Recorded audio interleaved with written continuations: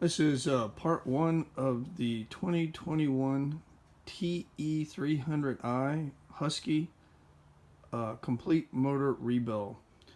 Bought the bike in November, and by I want to say it was March. This is the second or third ride because the weather was so bad out here. The motor locked up on me. I thought it was a oil pump failure, but the dealership is saying that it was a cold seizure, that I didn't let the bike warm up enough, which I find hard to believe. I've had two strokes for a very, very long time. Anyway, there it is. They're not going to warranty it. I own it, so I've been working on it ever since. It took about 2.5 months to get the cylinder back from replate, so that really was a lot of time. Anyway, I got the motor all back together, everything all good, rebuilt, and new pistons, rings, everything. I went through the bottom end too. I split the cases and checked all the bearings. I used a different gasket maker. I used that gray stuff right there. But anyway, all back together. My Z dimension is pretty close. I know the book calls for a very specific measurement. I think I'm within one 10/10,000ths of an inch off from it.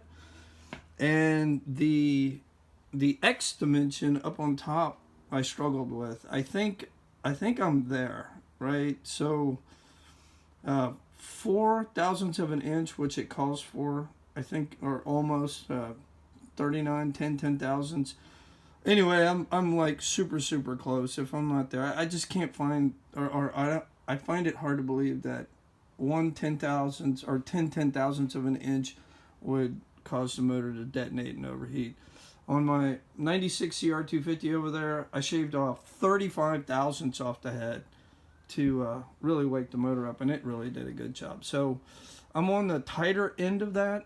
Anyway, I'm putting it all back together. I just did the oil pump priming procedure with my little vice grips that I hold the throttle open with, and everything looked good. There's oil dripping out, all that good stuff. So I'm going to go ahead and put the motor in and get it all squared away. I'm sorry I didn't YouTube the whole build process, but it was spanned out over months, so it really took a long time to get it together. I did take transmission out and everything, checked everything. Everything looks really good.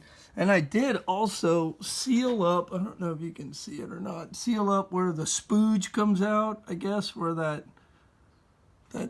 cover goes right there. So anyway, I was a little bit disappointed in this whole brand new two-stroke thing with the oil injection. I still feel like I had an oil pump failure, but there's no way to prove it now. But I'm just moving on.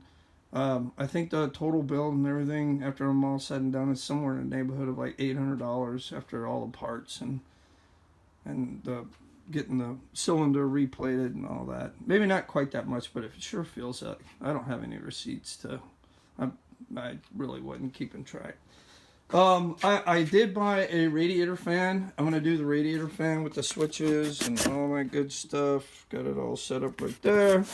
Put it all back together. I bought some additional parts with all these base gaskets to get that X dimension. And I also bought a radiator thermostat bypass hose kit. So, and another cool little deal is I bought this because my bike did not come with this little dongle or whatever you want to call it that activates the fuel pump. Really strange, my bike didn't even come with it, but anyway, I bought that from Slavens along with this radiator thermostat bypass kit, whatever. Yeah, and I think I'm going to go ahead and install this from Best Tool Sports Bikes also. This filter assembly for the fuel. Anyway, more to come. I'm going to go ahead and put the motor in and all that good stuff and hopefully get it fired off today. Thanks.